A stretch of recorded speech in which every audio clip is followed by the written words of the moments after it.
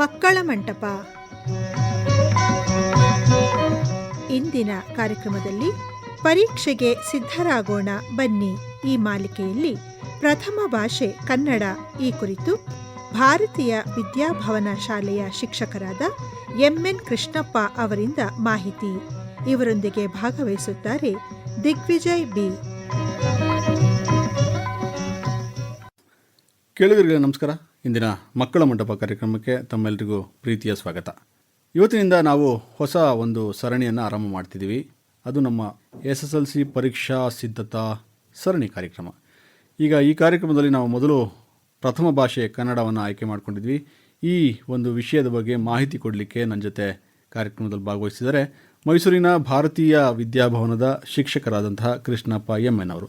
ಅವ್ರನ್ನ ಕಾರ್ಯಕ್ರಮಕ್ಕೆ ಸ್ವಾಗತ ಕೋರ್ತಾ ಕಾರ್ಯಕ್ರಮ ಆರಂಭ ಮಾಡ್ತೀನಿ. ಕೃಷ್ಣಪ್ಪ ನಮಸ್ಕಾರ, ಕಾರ್ಯಕ್ರಮಕ್ಕೆ ಸ್ವಾಗತ.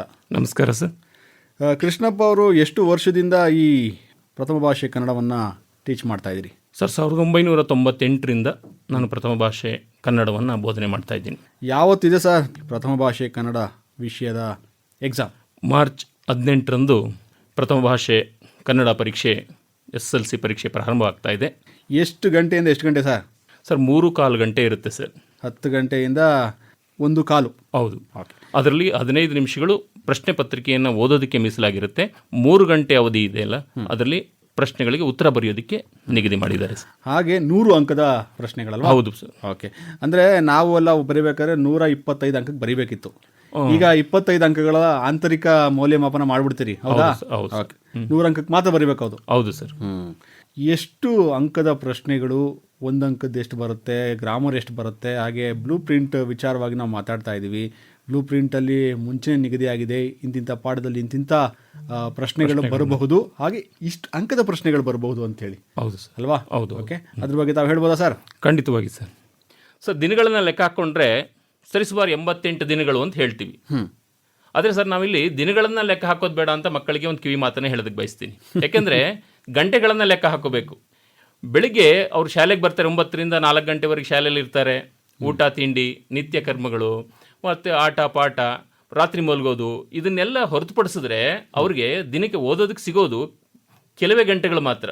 ಸೊ ಹಾಗಾಗಿ ಮಕ್ಕಳು ಈ ದಿನಗಳನ್ನ ಲೆಕ್ಕ ಹಾಕ್ಕೊಂಡು ಇನ್ನೂ 80 ದಿನ ಇದೆ, ನಿಧಾನವಾಗಿ ಸಿದ್ಧತೆ ಮಾಡ್ಕೊಳ್ಳೋಣ ಅಂತ ಅಂದ್ಕೊಂಡು ಹೋದರೆ ಖಂಡಿತ ಅವರು ಸಾಧನೆನ ಮಾಡೋದಕ್ಕೆ ಕಷ್ಟ ಆಗುತ್ತೆ. ಗರಿಷ್ಠ ಸಮಯವನ್ನು ಓದಿಗೆ ಮೀಸಲಿಡಬೇಕು ಅಲ್ವಾ? ಯಾಕೆಂದರೆ 6 ಸಬ್ಜೆಕ್ಟ್ಗಳನ್ನು ಓದಬೇಕಾಗುತ್ತೆ ಸರ್. ಈಗ ಕ್ವಶನ್ ಪೇಪರ್ ಪ್ಯಾಟರ್ನ್ಗೆ ಬಂದ್ಬೋಣ ಸರ್. Okay sir. ಈಗ 45 ಪ್ರಶ್ನೆಗಳು ಅಲ್ವಾ?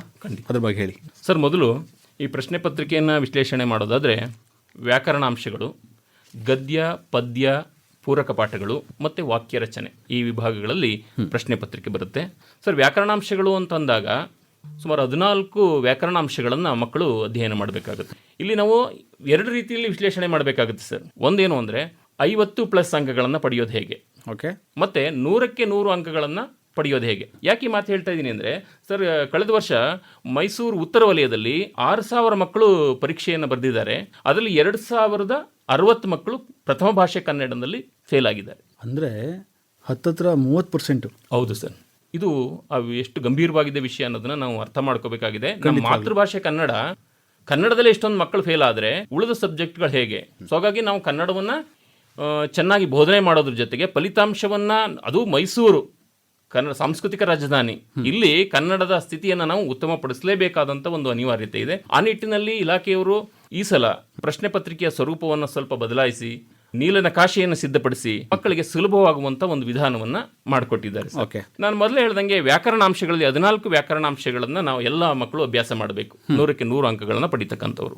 50+ ತಗೊಳ್ಳುವಂಥ ಮಕ್ಕಳು ಅದರಲ್ಲಿ ಸ್ವಲ್ಪ ಕಷ್ಟ ಅನಿಸುತ್ತೆ ಸರ್ ಅವ್ರಿಗೆ. ಅವ್ಯಯಗಳು ಅಂತ ಇದೆ, ತದ್ದಿತಾಂತಗಳು ಅಂತಿದೆ, ಕೃದಂತಗಳು ಅಂತಿದೆ, ತತ್ಸಮ ತದ್ಭವದ ಪ್ರಶ್ನೆಗಳು ಬರುತ್ತೆ. ಯಾಕೆಂದರೆ ಈಗ ತತ್ಸಮ ತದ್ಭವ ಅಂತಕ್ಕಂಥದ್ದು 1 ಅಂಕದ ಪ್ರಶ್ನೆ. ಅದಕ್ಕೆ ಅವರು ಇಡೀ 8 ಪಾಠ 8 ಪದ್ಯದಲ್ಲಿರುವಂಥ ಅಷ್ಟು ತತ್ಸಮ ತದ್ಭವಗಳನ್ನ ಅಭ್ಯಾಸ ಮಾಡಬೇಕಾಗುತ್ತೆ. ಯಾವುದೋ ಮೂಲೆಯಲ್ಲಿ ಒಂದು ಕೊಟ್ಬಿಡ್ತಾನೆ. ಈಗ ಹೋದ ವರ್ಷ ತವಸಿ ಅಂತ ಒಂದು ಪದ ಕೊಟ್ಬಿಟ್ಟಿದ್ದು. ಸೊ ಮಕ್ಕಳಿಗೆ ಅದು ಗೊತ್ತಾಗಿಲ್ಲ, ಎಲ್ಲಿದೆ ಏನು ಮರ್ತು ಬಿಡ್ತಾರೆ. ಸೊ ಹಾಗಾಗಿ ಅಂಥದ್ದನ್ನು ಹೊರತುಪಡಿಸಿ ಉಳಿದ ಎಲ್ಲ ವರ್ಣಮಾಲೆ, ಸಂಧಿಗಳು, ವಾಕ್ಯಗಳು, ವ್ಯಕ್ತಿ ಪ್ರತ್ಯಯಗಳು, ಸಮಾಸ, ಲೇಖನ ಚಿಹ್ನೆಗಳು, ಕ್ರಿಯಾರೂಪಗಳು, ಜೋಡು ನುಡಿ, ದ್ವಿರುಕ್ತಿ, ನಾಮಪದಗಳು, ಕಾಲಗಳು, ಇಷ್ಟನ್ನು ಅಭ್ಯಾಸ ಮಾಡಿಕೊಂಡ್ರೆ 10 ಅಂಕದ ಪ್ರಶ್ನೆ ಏನಿದೆ ಅದರಲ್ಲಿ ಕನಿಷ್ಠ ಅವರು 6ರಿಂದ 7 ಅಂಕಗಳನ್ನು ಪಡೆಯುವ ಸಾಧ್ಯತೆ ಇದೆ. ಸರ್ ಇದನ್ನ ಬಿಟ್ಟರೆ ನೆಕ್ಸ್ಟ್ ನಾವು 1 ಅಂಕದ ಪ್ರಶ್ನೆಗಳಿಗೆ ಹೋಗ್ತೀವಿ. 1 ಅಂಕದ್ದು 7 ಪ್ರಶ್ನೆಗಳಿದೆ. ಯಾವ್ಯಾವ ಪಾಠದಿಂದ ಅಂತ ಆಮೇಲೆ ಹೇಳ್ತೀನಿ ಸರ್. ಓಕೆ. ಈ 7 ಪ್ರಶ್ನೆಗಳನ್ನು ಅಭ್ಯಾಸ ಮಾಡಿದ್ರೆ 7 ಅಂಕಗಳನ್ನು ಪಡಿಬೋದು. ಆಮೇಲೆ ನಾನು ಈ 4 ಮಾದರಿ ಪ್ರಶ್ನೆ ಪತ್ರಿಕೆಗಳನ್ನು ಕೂಲಂಕಷವಾಗಿ ನೋಡಿದ್ದೀನಿ ಸರ್. ಅದರಲ್ಲಿ 1 ಅಥವಾ 2 ಪ್ರಶ್ನೆಗಳನ್ನು ಪಾಠದ ನಡುವಿನಿಂದ ಕೇಳಿದ್ದಾರೆ. ಉಳಿದದ್ದು ಅಭ್ಯಾಸದಲ್ಲಿರ್ತಕ್ಕಂಥ ಬಹುತೇಕ ಪ್ರಶ್ನೆಗಳನ್ನೇ ಕೇಳಿದ್ದಾರೆ. 1 ಅಥವಾ 2 ಪ್ರಶ್ನೆಗಳು ಪಾಠದ ನಡುವಿನಿಂದ ಬಂದಿರುವಂತಹ ಉದಾಹರಣೆಗಳು ಇದೆ. ಸೊ ಹಾಗಾಗಿ ಮಕ್ಕಳು ಪಠ್ಯ ಪುಸ್ತಕವನ್ನು ಒಂದ್ಸಲ ಓದಬೇಕಾಗುತ್ತೆ. ಓಕೆ. ಓದಿದ್ದೇ ಆದರೆ ಅಲ್ಲಿ 7 ಅಂಕಗಳನ್ನು ಅವರು ಸುಲಭವಾಗಿ ಪಡಿಬಹುದು. ಆಮೇಲೆ ಸರ್ ಈ ನಾವು ನೀಲನಕಾಶೆಯನ್ನು ನೋಡೋದಾದ್ರೆ 1 ಅಂಕದ ಪ್ರಶ್ನೆಗಳಿಗೆ ಯಾವ್ಯಾವ ಪಾಠಗಳನ್ನು ಅವರು ಅಭ್ಯಾಸ ಮಾಡಬೇಕಾಗುತ್ತೆ ಅನ್ನೋದನ್ನ ಹೇಳ್ತೀನಿ. ನಮ್ಮ ಭಾಷೆ, ವ್ಯಾಘ್ರಗೀತೆ, ಲಂಡನ್ ನಗರ, ಅಗ್ನಿಭೂತಿ ವಾಯುಭೂತಿಯರ ಕತೆ, ಪದ್ಯ ಭಾಗಕ್ಕೆ ಬಂದರೆ ಹಲಗಲಿ ಬೇಡರು, ಕೆಮ್ಮನೆ ಮೀಸೆ ಒತ್ತನೆ ಇವೆರಡು ಪದ್ಯಗಳು, ಮತ್ತೆ ಪೂರಕ ಪಾಠಕ್ಕೆ ಬಂದರೆ ವಸಂತ ಮುಖ ತೋರಲಿಲ್ಲ. 6 ಪೂರಕ ಪಾಠ ಇದೆ ಸರ್. ಅದರಲ್ಲಿ 1 ಪೂರಕ ಪಾಠದಿಂದ 1 ಅಂಕದ 1 ಪ್ರಶ್ನೆ. ಇಷ್ಟು ಪಾಠಗಳನ್ನ ಅವರು 1 ಅಂಕದ ಪ್ರಶ್ನೆಗೆ ನಿರ್ದಿಷ್ಟವಾಗಿ ಓದ್ಕೊಂಡ್ರೆ ಮತ್ತೆ ಆ ಪಾಠವನ್ನೂ ಸಹ ಅಭ್ಯಾಸದಲ್ಲಿರೋ ಪ್ರಶ್ನೆ ಅಷ್ಟೇ ಅಲ್ಲ, ಪಾಠವನ್ನೂ ಸಹ ಸಂಪೂರ್ಣವಾಗಿ ಓದ್ಕೊಂಡ್ರೆ 7ಕ್ಕೆ 7 ಅಂಕಗಳನ್ನು ಖಂಡಿತ ಪಡಿಬಹುದು. ಅಂದರೆ ಈಗ ಆ ಪಾಠಗಳು ನೀವು ಹೇಳಿದ್ರಲ್ಲ, ಆ ಪಾಠಗಳು ಬರೀ 1 ಅಂಕಕ್ಕೆ ಮಾತ್ರ ಬರೋದಿಲ್ಲ ಅಂತ ಕಾಣುತ್ತೆ, ಬೇರೆ 2-3 ಅಂಕಕ್ಕೂ ಬರುತ್ತಾ ಸರ್? ಸದ್ಯಕ್ಕೆ ಈಗ 1 ಅಂಕದ ಪ್ರಶ್ನೆ ಬಗ್ಗೆ ಹೇಳಿದ್ದೀನಿ. ಮುಂದೆ ಅದೇ ಪಾಠದಲ್ಲಿ 2 ಅಂಕದ ಪ್ರಶ್ನೆನೂ ಬರಬಹುದು. ಅಂದರೆ ನಾನು ಹೇಳೋ ಉದ್ದೇಶ ಏನಂತಂದರೆ ವಿದ್ಯಾರ್ಥಿಗಳಿಗೆ ಅಯ್ಯೋ 1 ಅಂಕದ ಪ್ರಶ್ನೆಗಳಿಗೆ ಇಡೀ ಪಾಠಗಳನ್ನು ಓದಿ ಒಂದು 6-7 ಪಾಠಗಳನ್ನು ವೇಸ್ಟ್ ಮಾಡಬೇಕಾ ಅನ್ನೋದಲ್ಲ. ಯಾಕೆಂದರೆ ನಿಮಗೆ ಅದರಲ್ಲಿ ವ್ಯಾಕರಣನೂ ಬರುತ್ತೆ, ಅದರಲ್ಲೂ ಕೂಡ 2 ಅಂಕದ್ದು ಬರುತ್ತೆ ಅಲ್ವಾ? ಆ ನಿಟ್ಟಿನಲ್ಲಿ ನಿರಾಶರಾಗೋ ಅವಶ್ಯಕತೆ ಇಲ್ಲ. ಅದರಲ್ಲೂ ಬರೀ 1 ಅಂಕಕ್ಕೆ ಇಷ್ಟು ಓದಬೇಕಾ ಅನ್ನೋದು ಬೇಡ. ನೀವು 1 ಅಂಕಕ್ಕೆ ಹೋದ್ರೂ ಕೂಡ 2-3 ಅಂಕಕ್ಕೂ ಬರೋ ಸಾಧ್ಯತೆ ಇದೆ. ಆಮೇಲೆ 1 ಅಂಕದ ಪ್ರಶ್ನೆ ಅಭ್ಯಾಸದಲ್ಲಿ ಇರೋದನ್ನೇ ಓದ್ಕೊಂಡ್ರೆ ನಾನು ಹೇಳಿದ್ನಲ್ಲ ಸರ್, 7 ಅಂಕಗಳಲ್ಲಿ ಕನಿಷ್ಠ 5ರಿಂದ 6 ಅಂಕಗಳನ್ನು ಪಡಿಬಹುದು. ಬರೀ ಅಭ್ಯಾಸದಲ್ಲಿ ಇರದೆ ಓದ್ತೀನಿ ನಾನು ಪಾಠ ಓದಲ್ಲ ಏನೂ ಅಂತ ಅಭ್ಯಾಸದಲ್ಲಿರೋ ಪ್ರಶ್ನೆಗಳನ್ನೇ ಅವ್ರು ಓದ್ಕೊಂಡ್ರೆ ಕನಿಷ್ಠ 5ರಿಂದ 6 ಅಂಕಗಳನ್ನು ಸುಲಭವಾಗಿ ಅವರು ಪಡಿಬಹುದು. ಇನ್ನು ಸರ್ 2 ಅಂಕದ ಪ್ರಶ್ನೆಗಳಿಗೆ ಹೋಗೋಣ. 10 ಪ್ರಶ್ನೆಗಳಿರುತ್ತೆ. ಓಕೆ. 20 ಅಂಕಗಳನ್ನು ಇದಕ್ಕೆ ನಿಗದಿ ಮಾಡಿದ್ದಾರೆ. ಇದು ತುಂಬಾ ಇಂಪಾರ್ಟೆಂಟ್ ಸರ್. ಓಕೆ. ಎಲ್ಲ ಮಕ್ಕಳು ಇದನ್ನ ನಿರ್ಲಕ್ಷ್ಯ ಮಾಡದೆ ತುಂಬ ಜಾಗರೂಕತೆಯಿಂದ ಓದ್ಕೊಂಡು ಉತ್ತರ ಬರಿಬೇಕಾಗತ್ತೆ. ಸರಿ. ಇಲ್ಲೂ ಅಷ್ಟೇ ಸರ್, 1 ಅಥವಾ 2 ಪ್ರಶ್ನೆಗಳು ಪಾಠದ ಮಧ್ಯದಿಂದ ಆರಿಸ್ಕೊಡ್ತಾರೆ. 5 ಪೂರಕ ಪಾಠದಿಂದ 4 ಪ್ರಶ್ನೆಗಳು ಬರುತ್ತೆ, ಪದ್ಯದಿಂದ 2 ಪ್ರಶ್ನೆ ಬರುತ್ತೆ, ಗದ್ಯದಿಂದ 4 ಪ್ರಶ್ನೆ ಬರುತ್ತೆ. ಸರಿ. ಒಟ್ಟು 10 ಪ್ರಶ್ನೆಗಳನ್ನ ನಿಗದಿ ಮಾಡ್ತಾರೆ. ಸೊ ನಾವು ಇಲ್ಲಿ 4 ಮಾದರಿ ಪತ್ರಿಕೆಗಳನ್ನ ನಾನು ನೋಡಿದಂಥ ಸಂದರ್ಭದಲ್ಲಿ ಹೆಚ್ಚು ಪೂರಕ ಪಾಠದಲ್ಲಿ ನಡುವಿನಿಂದ ಪ್ರಶ್ನೆ ಬಂದಿರತಕ್ಕಂಥದ್ದನ್ನು ನಾನು ಗಮನಿಸಿದ್ದೀನಿ. ಸೊ ಹಾಗಾಗಿ ಮಕ್ಕಳು ಅಭ್ಯಾಸದಲ್ಲಿರುವಂಥ ಪ್ರಶ್ನೆಗಳನ್ನು ಓದ್ಕೊಳ್ಳಿ. ಖಂಡಿತ ನಿಮಗೆ 7-8 ಪ್ರಶ್ನೆಗಳಿಗೆ ಸುಲಭವಾಗಿ ಉತ್ತರ ಬರೀತೀರಾ. ನಿಮಗೆ 15-16 ಅಂಕಗಳು ಖಂಡಿತ ಸಿಗುತ್ತೆ. ನಿಮಗೆ 20ಕ್ಕೆ 20 ಅಂಕಗಳು ಬೇಕು ಅಂದರೆ ಪೂರಕ ಪಾಠ ಏನಿದೆ ಮೊದಲಿಂದ ಕೊನೆಯವರೆಗೆ ಓದ್ಕೊಂಡು ಪ್ರಮುಖವಾದಂಥ ಅಂಶಗಳನ್ನು ಗುರುತು ಹಾಕ್ಕೊಂಡು ಓದಿದ್ದೇ ಆದರೆ 20ಕ್ಕೆ 20 ಅಂಕಗಳನ್ನು ಸುಲಭವಾಗಿ ಪಡಿಬೋದು. ಸರ್, ಈಗ ಅದು ಬ್ಲೂ ಪ್ರಿಂಟ್ ಪ್ರಕಾರ ಯಾವ ಪಾಠಗಳನ್ನು 2 ಅಂಕದ ಪ್ರಶ್ನೆಗಳಿಗೆ ಸಂಬಂಧಪಟ್ಟಂತೆ ಓದಬೇಕಾಗುತ್ತೆ ಅನ್ನೋದನ್ನ ಹೇಳ್ತೀನಿ. ನಮ್ಮ ಭಾಷೆ ಪಾಠ ನಾನು 1 ಅಂಕದ ಪ್ರಶ್ನೆ ಏನು ಅಂತ ಹೇಳಿದೆ ಅದರಲ್ಲಿ. ಹೌದು. ಅಲ್ಲಿ ಈಗ 2 ಅಂಕದ ಪ್ರಶ್ನೆನೂ ಕೊಡ್ತಾರೆ ಅಲ್ಲಿ. ಮತ್ತೆ ಭಾಗ್ಯಶಿಲ್ಪಿಗಳು ಅಂತ ಪಾಠ ಇದೆ, ಅದರಲ್ಲಿ 1 ಪ್ರಶ್ನೆ ಬರುತ್ತೆ. ಲಂಡನ್ ನಗರ ಅಂತ ಪಾಠ ಇದೆ, ಅದರಲ್ಲಿ 2 ಅಂಕದ 1 ಪ್ರಶ್ನೆ. ಅಗ್ನಿಭೂತಿ ವಾಯುಭೂತಿಯರ ಕತೆ ಅಂತ ಇದೆ. ಅದು ಬಿಟ್ಟರೆ ಪದ್ಯ ಭಾಗಕ್ಕೆ ಹೋದ್ರೆ ಹಕ್ಕಿ ಹಾರುತ್ತಿದೆ ನೋಡಿದಿರಾ, ದರಾ ಬೇಂದ್ರೆಯವರು ಬರೆದಿರ್ತಕ್ಕಂಥ ಪದ್ಯ, ಅದರಲ್ಲಿ 2 ಅಂಕದ 1 ಪ್ರಶ್ನೆ. ಅದು ಬಿಟ್ಟರೆ ಹಲಗಲಿ ಬೇಡರು ಈ ಪದ್ಯದಿಂದ 2 ಅಂಕದ 1 ಪ್ರಶ್ನೆಯನ್ನು ಕೇಳ್ತಾರೆ. 6 ಪ್ರಶ್ನೆಗಳಾಯ್ತು ಸರ್. ಈಗ ಪೂರಕ ಪಾಠಕ್ಕೆ ಹೋಗೋಣ. ಪೂರಕ ಪಾಠದಲ್ಲಿ ಭಗತ್ ಸಿಂಗ್ ಪಾಠ ಇದೆ.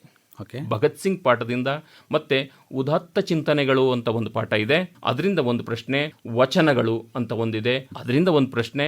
ಮತ್ತೆ ಇನ್ನು ನಾನು ಪ್ರಾಸ ಬಿಟ್ಟ ಕತೆ ಮತ್ತೆ ಶುಕನಾಸನ ಉಪದೇಶ ಅಂತ 2 ಪಾಠಗಳಿದೆ. 2 ಪಾಠಗಳಲ್ಲಿ ಯಾವುದಾದ್ರೂ ಒಂದನ್ನ ಆಯ್ಕೆ ಮಾಡಿ ಯಾವುದಾದ್ರೂ ಕೊಡ್ಬೋದು ಸರ್. ಸೊ ಇದರಿಂದನಾದ್ರೂ ಕೊಡ್ಬೋದು, ಶುಕನಾಸನ ಉಪದೇಶದಿಂದನಾದ್ರೂ ಕೊಡ್ಬೋದು, ಅಥವಾ ಪ್ರಾಸ ಬಿಟ್ಟ ಕಥೆಯಿಂದನಾದ್ರೂ ಕೊಡ್ಬೋದು. ಸೊ ಇಷ್ಟನ್ನ ಅಭ್ಯಾಸ ಮಾಡ್ಕೊಂಡ್ರೆ ಅವರು 20 ಅಂಕಗಳನ್ನ ಸುಲಭವಾಗಿ ಪಡ್ಕೋಬಹುದು ಸರ್. ಮೊದಲು ಈ ರೀತಿಯಾದಂಥ ವ್ಯವಸ್ಥೆ ಇರಲಿಲ್ಲ. ಇಂಥದ್ದೇ ಪಾಠದಿಂದ ಇಂಥದ್ದೇ ಪ್ರಶ್ನೆ ಕೊಡ್ತೀವಿ ಅಂತ ಹೇಳಿರಲಿಲ್ಲ ಅವರು. ನೀಲನಕಾಶೆಯನ್ನು ಕೊಡ್ತಿದ್ರು. ಉದಾಹರಣೆಗೆ 1 ಪಾಠಕ್ಕೆ 5 ಅಂಕಗಳನ್ನು ನಿಗದಿ ಮಾಡಿದ್ರೆ ಅಲ್ಲಿ 4 ಅಂಕದ 1 ಪ್ರಶ್ನೆ ಬರ್ಬೋದು, 1 ಅಂಕದ 1 ಪ್ರಶ್ನೆ ಬರ್ಬೋದು, ಅಥವಾ 2 ಅಂಕದ 2 ಪ್ರಶ್ನೆ ಬರ್ಬೋದು, 1 ಅಂಕದ 1 ಪ್ರಶ್ನೆ ಬರ್ಬೋದು, 3 ಅಂಕದ 1 ಪ್ರಶ್ನೆ ಬರ್ಬೋದು, 2 ಅಂಕದ 1 ಪ್ರಶ್ನೆ ಬರ್ಬೋದು. ಸೊ ಈ ಥರ ಇರ್ತಿತ್ತು. ಆದರೆ ಯಾವಾಗ ಮಕ್ಕಳು ಅನುತ್ತೀರ್ಣರಾಗುವಂತಹ ಸಂಖ್ಯೆ ಜಾಸ್ತಿ ಆಯಿತು. ಸೊ ಯಾಕೆಂದರೆ ಸರ್, ಈಗ ಮಾಡಿರ್ತಕ್ಕಂಥ ಒಳ್ಳೆಯ ಕೆಲಸ ಏನು ಅಂದರೆ ಈ SSLC ನಲ್ಲೇ ಡ್ರಾಪ್ ಔಟ್ ಆಗಿಬಿಟ್ರೆ ಆ ಮಕ್ಕಳು ಬಾಲ ಕಾರ್ಮಿಕರಾಗಿ ಕೂಲಿಗೋ ಮತ್ತೊಂದಕ್ಕೆ ಹೋಗಿ ಜೀವನ ಹಾಳು ಮಾಡ್ಕೊಂಡ್ಬಿಡ್ತಾರೆ. ಓಕೆ ಸರ್, ಈಗ ಯಾವುದಾದ್ರೂ ಒಂದು ಕೆಲಸಕ್ಕೆ ಹೋಗ್ಬೇಕು, ಅಟ್ಲೀಸ್ಟ್ ಸೆಕ್ಯೂರಿಟಿ ಕೆಲಸಕ್ಕೆ ಹೋಗ್ಬೇಕು ಅಂದ್ರೆ SSLC ಪಾಸ್ ಆಗಿದೆಯಾ ಅಂತ ಕೇಳ್ತಾರೆ. ಸೊ ಆ ಮಗು SSLC ಪಾಸ್ ಮಾಡ್ಕೊಂಡ್ರೆ ಅವರು ಮನಪರಿವರ್ತನೆಯಾಗಿ ಉತ್ತಮವಾದಂಥ ಅಂಕಗಳನ್ನ ಪಡ್ಕೊಂಡಿರುವಂಥ ಎಷ್ಟೋ ಮಕ್ಕಳು ನಮ್ಮ ಶಾಲೆಯಲ್ಲೇ ಇದ್ದಾರೆ. ಹೌದು. ಸೊ ಹಾಗಾಗಿ SSLC ಅನ್ನೋದು ಎಲ್ಲ ಮಕ್ಕಳ ಬದುಕಿನಲ್ಲಿ ಒಂದು ಮಹತ್ವವಾದಂಥ ಘಟ್ಟ ಅಂತ ನಾನಾದರೂ ಭಾವಿಸ್ತೀನಿ ಸರ್. ಸರಿ. ಹಾಗಾಗಿ SSLC ಪಾಸ್ ಆಗಬೇಕು. ಹಾಗಾಗಿ ಇಷ್ಟೊಂದು ಸುಲಭವನ್ನು ಅವರಿಗೆ ಮಾಡಿಕೊಟ್ಟಿದ್ದಾರೆ. ಈಗ ನೆಕ್ಸ್ಟು 28ನೇ ಪ್ರಶ್ನೆಗಳು ಅಲ್ವಾ? ನೆಕ್ಸ್ಟು 2 ಕವಿಕೃತಿ ಪರಿಚಯವನ್ನು ಕೊಡ್ತಾರೆ. 3 ಅಂಕದ 2 ಪ್ರಶ್ನೆಗಳಿದೆ ಇಲ್ಲಿ. ಪಾಠದ್ದೊಂದು, ಪದ್ಯದಿಂದ 1 ಓಕೆ ಪ್ರಶ್ನೆಗಳು ಬರುತ್ತೆ. ಮತ್ತೆ ಸಂದರ್ಭಕ್ಕೆ ಸಂಬಂಧಪಟ್ಟಂಥ ಪ್ರಶ್ನೆಗಳು ಬರುತ್ತೆ. 3 ಅಂಕದ ಪ್ರಶ್ನೆಗಳು ಅಂತ. ಸರಿ. ಸೊ ಇಲ್ಲಿ ಸರ್ ನೋಡಿ, 3 ಅಂಕದ ಪ್ರಶ್ನೆಗಳು ಪಾಠ ಭಾಗದಲ್ಲಿ ಹೇಳ್ತಾ ಇದ್ದೀನಿ ನಾನು ನಿಮಗೆ. ಪೂರಕ ಪಾಠಕ್ಕೆ ಬರಲ್ಲ ಸರ್ ಇದು. ಓಕೆ. ಪೂರಕ ಪಾಠವನ್ನು 2 ಅಂಕದ ಪ್ರಶ್ನೆಗಳಿಗೆ ಮಾತ್ರ 4 ಪಾಠ 5 ಪಾಠ ಇದೆಯಲ್ಲ ಅದನ್ನು ಅಭ್ಯಾಸ ಮಾಡಬೇಕು. ವಸಂತ ಮುಖ ತೋರಲಿಲ್ಲ ಪಾಠ ಇದೆಯಲ್ಲ, ಪದ್ಯ ಇದೆಯಲ್ಲ, ಅದನ್ನು 1 ಅಂಕಕ್ಕೆ ಮಾತ್ರ ಅಭ್ಯಾಸ ಮಾಡಿದ್ರೆ ಮುಗೀತು. ಈ 3 ಅಂಕದ ಪ್ರಶ್ನೆಗಳೆಲ್ಲವೂ ಪಾಠದಿಂದ ಮತ್ತು ಪದ್ಯದಿಂದ ಬರ್ತಕ್ಕಂಥದ್ದು. 6 ಸಂದರ್ಭದ ಪ್ರಶ್ನೆ ಇರುತ್ತೆ. 3 ಸಂದರ್ಭದ ಪ್ರಶ್ನೆಗಳು ಪಾಠ ಭಾಗದಿಂದ ಬರುತ್ತೆ, 3 ಪ್ರಶ್ನೆಗಳು ಪದ್ಯ ಭಾಗದಿಂದ ಬರುತ್ತೆ. 2 ಕವಿಕೃತಿ ಪರಿಚಯ ಬರುತ್ತೆ, ಒಂದು ಪಾಠ ಭಾಗದಿಂದ ಮತ್ತೊಂದು ಪದ್ಯ ಭಾಗದಿಂದ. ಇಲ್ಲಿ ಸರ್ ವ್ಯಾಘ್ರಗೀತೆ ಅಂತ ಪಾಠ ಇದೆ. ಇಲ್ಲಿ 3 ಅಂಕದ ಪ್ರಶ್ನೆ ಬರಬಹುದು. ಅದು ಸಂದರ್ಭದ ಪ್ರಶ್ನೆ ಆಗ್ಬೋದು ಅಥವಾ ಕವಿ ಪರಿಚಯನೂ ಆಗ್ಬೋದು. ಭಾಗ್ಯಶಿಲ್ಪಿಗಳು ಪಾಠ ಇದೆ, 3 ಅಂಕದ ಪ್ರಶ್ನೆಗೆ. ಎದೆಗೆ ಬಿದ್ದ ಅಕ್ಷರ ಪಾಠ ಇದೆ, 3 ಅಂಕದ ಪ್ರಶ್ನೆ. ಮತ್ತು ಯುದ್ಧ ಅನ್ನುವಂಥ ಪಾಠ 4 ಪ್ರಶ್ನೆಗಳಿದೆ, 3 ಅಂಕದ್ದು. ಪದ್ಯ ಭಾಗಕ್ಕೆ ಬರೋದಾದರೆ ಹಕ್ಕಿ ಹಾರುತ್ತಿದೆ ನೋಡಿದ್ದೀರಾ, ನೋಡಿ ಸರ್, ಇಲ್ಲಿ 2 ಅಂಕದ ಪ್ರಶ್ನೆ ಅಂತ ಹೇಳಿದ್ದೆ. ಹೌದು. ಅದೇ ಪದ್ಯದಲ್ಲಿ 3 ಅಂಕದ ಒಂದು ಪ್ರಶ್ನೆಯನ್ನು ಕೇಳಿದ್ದಾರೆ. ನೆಕ್ಸ್ಟ್ ಬಂದರೆ ಛಲಮನೆ ಮೆರೆವೆಂ ಪದ್ಯದಲ್ಲಿ 1 ಪ್ರಶ್ನೆ ಇರುತ್ತೆ. ಮತ್ತು ಹಸುರು ಕುವೆಂಪುರವರು ಬರೆದಿರುವಂಥ ಪದ್ಯ, ಅದರಲ್ಲಿ 3 ಅಂಕದ ಒಂದು ಪ್ರಶ್ನೆ ಇದೆ. ಕೆಮ್ಮನೆ ಮೀಸೆ ಒತ್ತನೆ ಪಂಪ ಬರೆದಿರುವಂಥ ಪದ್ಯ, ಇಲ್ಲಿ 3 ಅಂಕದ ಒಂದು ಪ್ರಶ್ನೆ ಇದೆ. ನಿರ್ದಿಷ್ಟವಾಗಿ 3 ಅಂಕದ ಪ್ರಶ್ನೆಗಳಿಗೆ ಇದೇ ಪಾಠಗಳನ್ನು ಚೆನ್ನಾಗಿ ಅಭ್ಯಾಸ ಮಾಡ್ಕೋಬೇಕಾಗತ್ತೆ.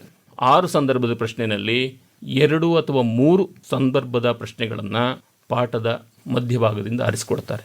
ಅಭ್ಯಾಸವನ್ನು ಹೊರತುಪಡಿಸಿ ಪಾಠದ ಮಧ್ಯಭಾಗದಿಂದ ಪ್ರಶ್ನೆಗಳು ಬರುತ್ತೆ. ನಾನು 4 ಮಾದರಿ ಪ್ರಶ್ನೆ ಪತ್ರಿಕೆಗಳನ್ನು ನೋಡಿದ್ದೀನಿ. ಅಲ್ಲಿ ಒಂದೊಂದು ಪತ್ರಿಕೆಯಲ್ಲಿ 3 ಇದೆ, ಇನ್ನು ಬಹಳಷ್ಟು 3 ಪತ್ರಿಕೆಗಳಲ್ಲಿ 2 ಪಾಠದ ಮಧ್ಯದಿಂದ ಬಂದಿರತಕ್ಕಂಥ ಪ್ರಶ್ನೆಗಳಿದೆ.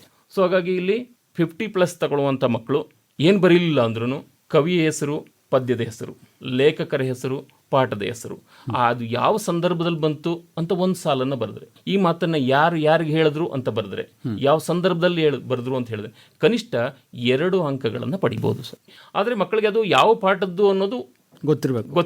ಅಂದರೆ ಅದಕ್ಕಾಗಿ ಸ್ವಲ್ಪ ಓದಬೇಕಾಗುತ್ತೆ.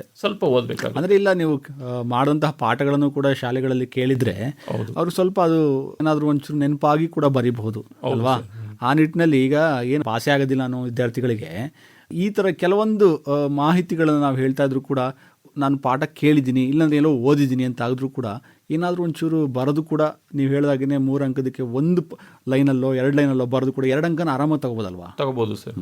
ಪಾಠದ ಹೆಸರು, ಲೇಖಕರ ಹೆಸರನ್ನ ಬರೆಯುವಂಥದ್ದು, ಮತ್ತು ಆ ಮಾತನ್ನು ಯಾರಿಗೆ ಹೇಳಿದ್ರು ಅಂತ ಒಂದು ಸಾಲನ್ನು ಬರೆಯೋದು, ಮತ್ತು ಅದು ಯಾವ ಸಂದರ್ಭದಲ್ಲಿ ಆ ಸಾಲು ಬಂದಿದೆ ಅನ್ನೋದನ್ನು ಅವನು ಅರ್ಥ ಮಾಡಿಕೊಂಡು ಅದಕ್ಕೆ ಸಂಬಂಧಪಟ್ಟಂತೆ ಒಂದು ಸಾಲನ್ನು ಬರೆದ್ರೆ ಖಂಡಿತ ಮೌಲ್ಯಮಾಪಕರು ಅದಕ್ಕೆ 2 ಅಂಕಗಳನ್ನು ಖಂಡಿತ ಕೊಡ್ತಾರೆ. ನಾವು ಹಲವಾರು ವರ್ಷಗಳಿಂದ ಮೌಲ್ಯಮಾಪನಕ್ಕೆ ಹೋಗ್ತಾ ಇದ್ದೀವಿ. ಸೊ ಅಲ್ಲಿ ವಿದ್ಯಾರ್ಥಿ ಸ್ನೇಹಿ ಮೌಲ್ಯಮಾಪನವನ್ನೇ ಮಾಡ್ತಾ ಇದ್ದೀವಿ ಖಂಡಿತ. ಯಾಕಂದರೆ ಯಾವ ಮಗನು ಫೇಲ್ ಆಗಬಾರ್ದು, ಉತ್ತರ ಗೊತ್ತಿರುತ್ತೆ ಮಗುಗೆ, ಬರೆಯುವಲ್ಲಿ ಸ್ವಲ್ಪ ತೊಂದರೆಯನ್ನು ಅನುಭವಿಸ್ತಾ ಇರ್ತಾನೆ, ಅವನಿಗೆ ಭಾಷೆ ಸಮಸ್ಯೆ ಇರ್ಬೋದು, ಸೊ ಏನೋ ಬರೆದಿರ್ತಾನೆ, ಅದನ್ನು ನಾವು ಅರ್ಥೈಸ್ಕೊಂಡು ಮೌಲ್ಯಮಾಪನ ಮಾಡ್ತೀವಿ. ಸೊ ಹಾಗಾಗಿ ಇಷ್ಟನ್ನು ಸುಲಭವಾಗಿ ಬರೆದ್ರೆ 2 ಅಂಕಗಳನ್ನು ಪ್ರತಿ ಪ್ರಶ್ನೆಗೆ ಪಡಿತಾ ಹೋಗ್ಬೋದು. 50+ ಮಾರ್ಕ್ಸನ್ನು ಪಡೆಯೋದಕ್ಕೆ ಸಂದರ್ಭದ ಪ್ರಶ್ನೆಗಳು ಬಹಳ ಮುಖ್ಯವಾಗುತ್ತೆ ಸರ್. ನೆಕ್ಸ್ಟು ನಾವು 4 ಅಂಕದ ಪ್ರಶ್ನೆಗಳಿಗೆ ಹೋಗೋಣ. ಈ ಸಲ ತುಂಬ ಸುಲಭ ಮಾಡಿದ್ದಾರೆ 4 ಅಂಕದ ಪ್ರಶ್ನೆಗಳು. ಪದ್ಯದಿಂದ 1, ಗದ್ಯದಿಂದ 1, 8 ಅಂಕಗಳಿಗೆ ನಿಗದಿಯಾಗಿದೆ ಸರ್. ಪಾಠದಲ್ಲಿ ಶಬರಿ ಅನ್ನೋ ಪಾಠ ಇದೆ. ಆ ಶಬರಿ ಅನ್ನೋ ಪಾಠ ಒಂದೇ ಒಂದು ಪಾಠವನ್ನು 10 ವಾಕ್ಯಗಳಲ್ಲಿ ಉತ್ತರಿಸಿ ಓದ್ಕೊಂಡ್ರೆ ಖಂಡಿತ 4 ಅಂಕಗಳನ್ನು ಪಡಿಬೋದು. ಅಲ್ಲಿ 3 ಪ್ರಶ್ನೆ ಬರುತ್ತೆ ಸರ್. ನಂಬಿಕೆಟ್ಟವರಿಲ್ಲ ಎಂಬ ಮಾತು ಶಬರಿಯ ಪಾಲಿಗೆ ಹೇಗೆ ನಿಜವಾಯಿತು? ಶಬರಿಯ ಚಿಂತೆ ಹಿಂಗಿ ಹೋದ ಸಂದರ್ಭದ ಸ್ವಾರಸ್ಯವನ್ನು ಬರೆಯಿರಿ. 2 ಪ್ರಶ್ನೆ ಇದೆ. ಶಬರಿಯ ಸಡಗರ ಸಂತೋಷ ಮೇಳದವರ ಹಾಡಿನಲ್ಲಿ ಹೇಗೆ ವರ್ಣಿಸಲಾಗಿದೆ ಅಂತ ಇನ್ನೊಂದು ಪ್ರಶ್ನೆ, 3 ಪ್ರಶ್ನೆ ಬರುತ್ತೆ. ಅದರಲ್ಲಿ ಮಗು ಒಂದು ಪ್ರಶ್ನೆ ಬಿಟ್ಟು ಇನ್ನೆರಡು ಪ್ರಶ್ನೆ ಹೇಳಿದ್ನಲ್ಲ ಸರ್, ನಂಬಿಕೆಟ್ಟವರಿಲ್ಲ, ಶಬರಿಯ ಚಿಂತೆ ಹಿಂಗಿ ಹೋದ ಸಂದರ್ಭ. ಸೊ ಎರಡೂ ಒಂದೇ ಅರ್ಥ ಕೊಡುತ್ತೆ ಸರ್ ಅದು. ಸೊ ಹಾಗಾಗಿ ಎರಡೂ ಪ್ರಶ್ನೆಗೆ ಮಗು ಒಂದೇ ಉತ್ತರವನ್ನು ಕಲ್ತ್ಕೊಂಡು ಅದೊಂದೇ ಉತ್ತರವನ್ನು ಬರೆದ್ರೆ ಕಡಿಮೆ ಅಂದ್ರೂ 3 ಅಂಕಗಳನ್ನು ಪಡಿಬೋದು. ಯಾಕೆಂದರೆ ಇಲ್ಲಿ 10 ವಾಕ್ಯದ ಪ್ರಶ್ನೆಗಳಲ್ಲಿ ಸರ್ ನಾವು 3 ಅಂಕವನ್ನು ಉತ್ತರಕ್ಕೆ, 1 ಅಂಕವನ್ನು ವಾಕ್ಯ ರಚನೆ ಪದ ಬಳಕೆಗೆ ಮೀಸಲಾಗಿಟ್ಟಿರ್ತಾರೆ. ಓಕೆ, ಮಾರ್ಕ್ಸು ಕೂಡ ಡಿಸ್ಟ್ರಿಬ್ಯೂಷನ್ ಆಗ್ಬಿಟ್ಟಿರುತ್ತೆ. ಹೌದು ಸರ್, ಇಷ್ಟಿಷ್ಟಕ್ಕೆ ಹಿಂಗೆ ಕೊಡಬೇಕು ಅಂತೇಳಿ ಅಲ್ವಾ? ಹೌದು. ಈಗ ನಾನು ಕವಿ ಪರಿಚಯ ಹೇಳಿದ್ನಲ್ಲ ಸರ್, 3 ಅಂಕದ ಪ್ರಶ್ನೆ, ಅದರಲ್ಲಿ ವಾಕ್ಯ ರೂಪದಲ್ಲಿ ಬರೀಬೇಕು. ಅವನು ವಾಕ್ಯ ರೂಪದಲ್ಲಿ ಬರೆದ್ರೆ 1 ಅಂಕ. ಇನ್ನು ಕಾಲ, ಸ್ಥಳ, ಕೃತಿಗಳು 3, 4, ಕೆಲವು ಮಕ್ಕಳು 2 ಕೃತಿಗಳನ್ನ ಬರೆದಿರ್ತಾರೆ, ಪ್ರಶಸ್ತಿ 1 ಅಥವಾ 2 ಪ್ರಶಸ್ತಿ. ಇಷ್ಟನ್ನೇ ಅವರು ವಾಕ್ಯ ರೂಪದಲ್ಲಿ ಬರೆದ್ಬಿಟ್ಟಿದ್ರೆ ನಾವು 3ಕ್ಕೆ 3 ಅಂಕಗಳನ್ನು ಕೊಟ್ಬಿಡ್ತೀವಿ. ಅವರು ಅದರಲ್ಲಿ 1 ಅಥವಾ 2 ಕೃತಿಗಳನ್ನ ಬರೆದಿದ್ದು, ಕಾಲ ಬರೆದಿರ್ತಾರೆ, ಸ್ಥಳ ಬರೆದಿರಲ್ಲ, ಅಥವಾ ಸ್ಥಳ ಬರೆದಿರ್ತಾರೆ, ಕಾಲ ಬರೆದಿರಲ್ಲ, ಪ್ರಶಸ್ತಿಗಳು ಬರೆದಿಲ್ಲ, ಹಿಂಗಾದಾಗ 2 ಅಂಕಗಳನ್ನಾದರೂ ಖಂಡಿತ ಕೊಟ್ಟೇ ಕೊಡ್ತೀವಿ. ಅವನು ವಾಕ್ಯ ರೂಪದಲ್ಲಿ ಬರೀಲಿಲ್ಲ, ಒಂದಷ್ಟು ಬರೆದಿದ್ದಾನೆ, ಕಾಲ ಬರೆದಿದ್ದಾನೆ, ಸ್ಥಳ ಬರೆದಿದ್ದಾನೆ, ಕೃತಿಗಳ ಹೆಸರು ಬರೆದಿದ್ದಾನೆ, ಪ್ರಶಸ್ತಿಗಳ ಹೆಸರು ಬರೆದಿದ್ದಾನೆ ಅಂದ್ರೂ ನಾವು ಅದನ್ನು ಪರಿಗಣನೆಗೆ ತಗೊಂಡು 2 ಅಂಕಗಳನ್ನು ಖಂಡಿತ ಕೊಡ್ತೀವಿ ಸರ್. ಅಂದರೆ ಅಂಕ ಕೊಡೋಕ್ಕೆ ನಾವು ಧಾರಾಳವಾಗಿದ್ದೀವಿ, ನೀವು ಸ್ವಲ್ಪ ಚೌಕಾಸಿ ಮಾಡ್ದಂಗೆ ಬರೀರಿ ಅಂತೀರಿ. ಖಂಡಿತ ಸರ್. ಸರ್ ಇದು ಕಾಲಾಯ ತಸ್ಮೈ ನಮಃ ಅಂತ. ಹೌದು, ನಿಜ.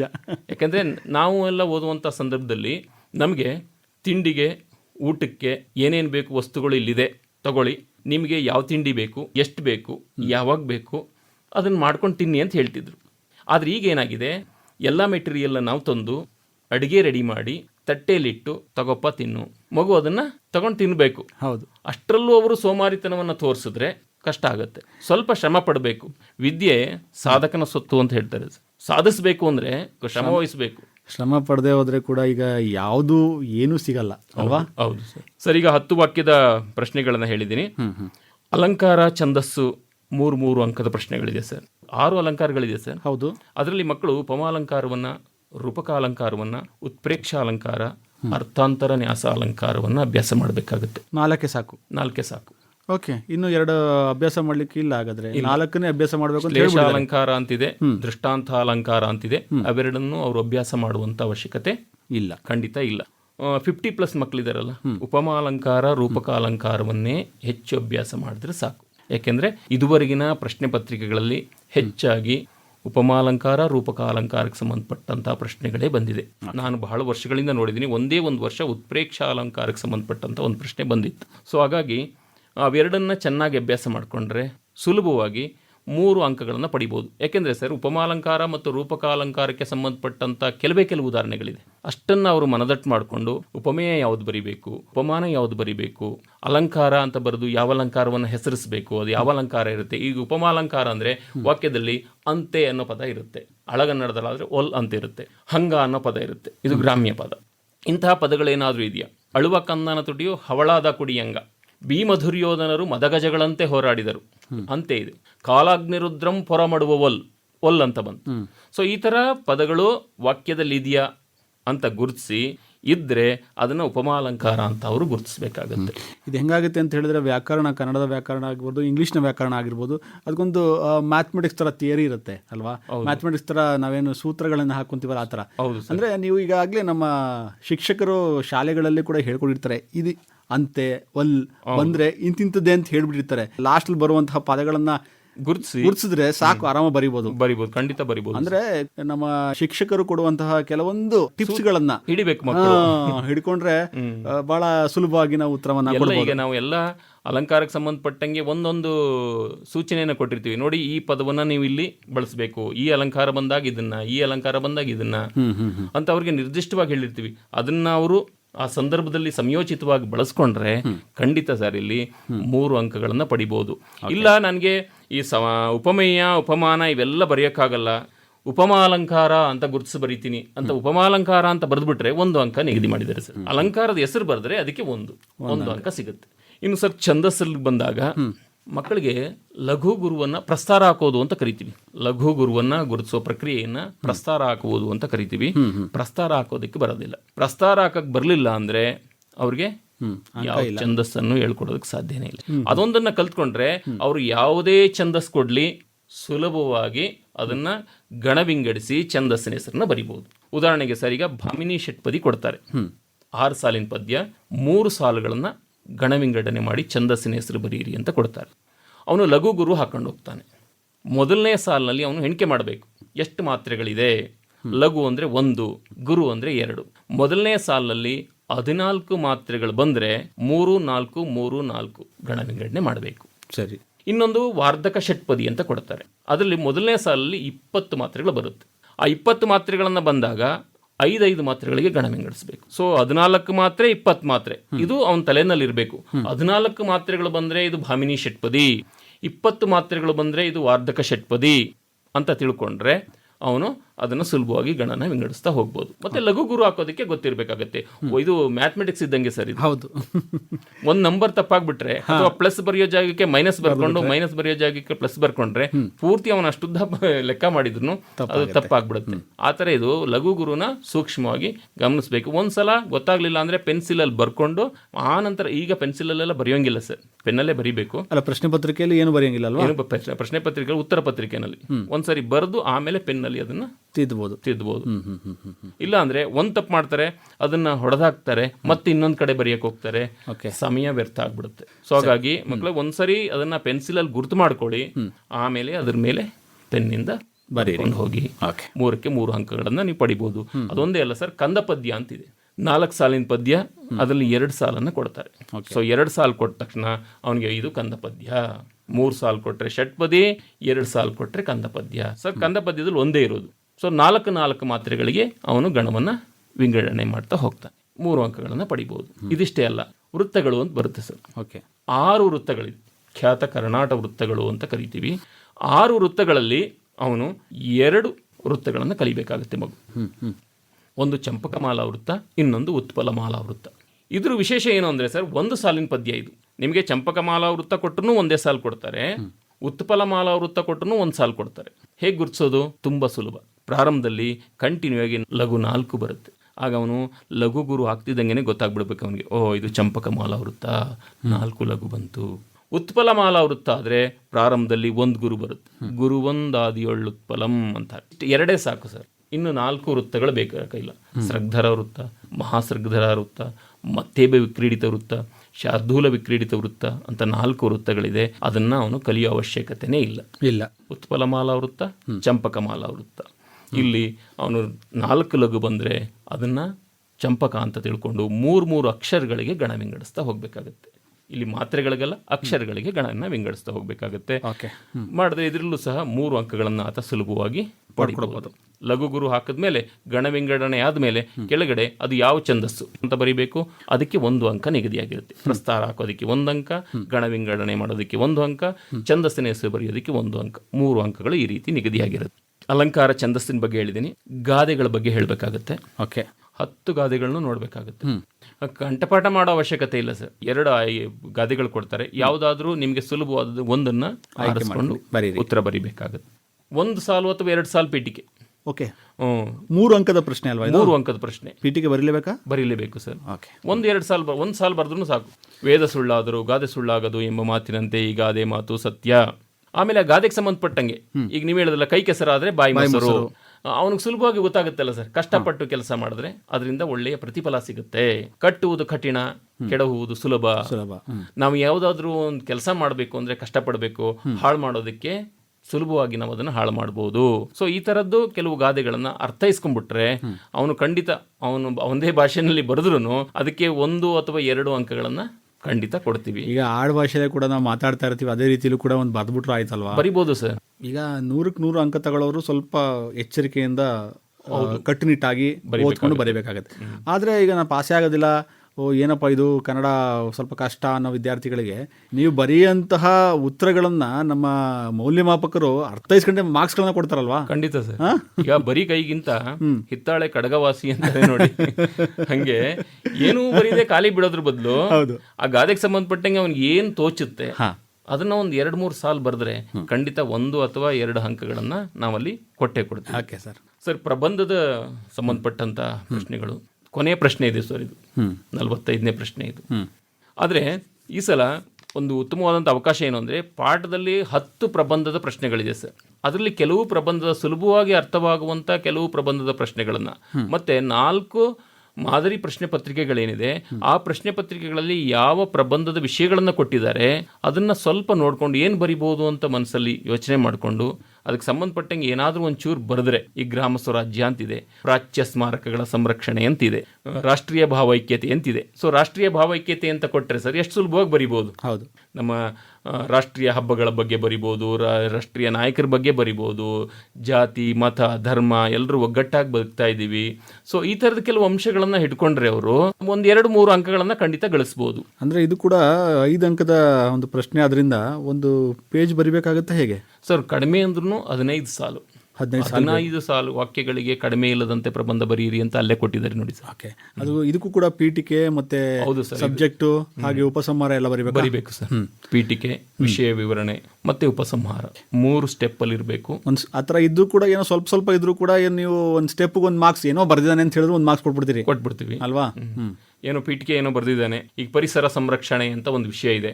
ಪರಿಸರ ಅಂದ್ರೆ ಏನು, ಯಾವ್ಯಾವುದು ಅಂಶಗಳಿದೆ, ಪರಿಸರವನ್ನು ನಾವು ಯಾಕೆ ಸಂರಕ್ಷಣೆ ಮಾಡಬೇಕು, ಏನೋ ಅವ್ನಿಗೆ ತೋಚಿದ್ದನ್ನು ಬರೆದ್ರೆ ಸೊ ನಾವು 2 ಅಥವಾ 3 ಅಂಕಗಳನ್ನು ಕೊಡ್ತೀವಿ. ಇಲ್ಲೇನು ಅಂದರೆ 5ಕ್ಕೆ 5 ಅಂಕಗಳನ್ನು ಪಡ್ಕೋಬೇಕು ಅಂದರೆ ವಿಷಯವನ್ನು ಸಂಪೂರ್ಣವಾಗಿ ಚೆನ್ನಾಗಿ ತಿಳ್ಕೊಂಡಿರಬೇಕು.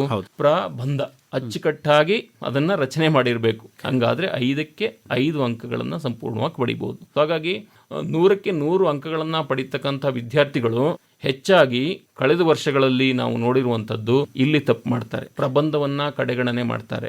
ಏನೋ ಮನಸ್ಸಿಗೆ ತೋಚಿದ್ದನ್ನ 1 ಪುಟ 2 ಪುಟ ಬರೆದ್ರೆ ಅಂಕಗಳನ್ನು ಕೊಟ್ಬಿಡ್ತಾರೆ ಅಂತ ಅನ್ಕೊಂಡಿರ್ತಾರೆ. ಖಂಡಿತ ಅದು ಇಲ್ಲ. ಓದಿನೇ ಮೌಲ್ಯಮಾಪನ ಮಾಡೋದು. ಸೊ 100ಕ್ಕೆ 100 ಅಂಕ ಬೇಕು ಅಂದ್ರೆ ನೀವು ಅಲ್ಲಿ ವಿಷಯವನ್ನ ಬರೆದಿರಲೇಬೇಕು. ಸೊ ಹಾಗಾಗಿ ಪಾಠದಲ್ಲಿ, ಪ್ರತಿ ಪಾಠದ ಮುಕ್ತಾಯದಲ್ಲಿ ಕೆಲವು ಪ್ರಬಂಧದ ವಿಷಯಗಳನ್ನು ಕೊಟ್ಟಿದ್ದಾರೆ. ಅದನ್ನು ನೀವು ಓದಿ ಅರ್ಥೈಸ್ಕೊಂಡು ವಿಷಯವನ್ನು ಬರಿಬೇಕಾಗುತ್ತೆ.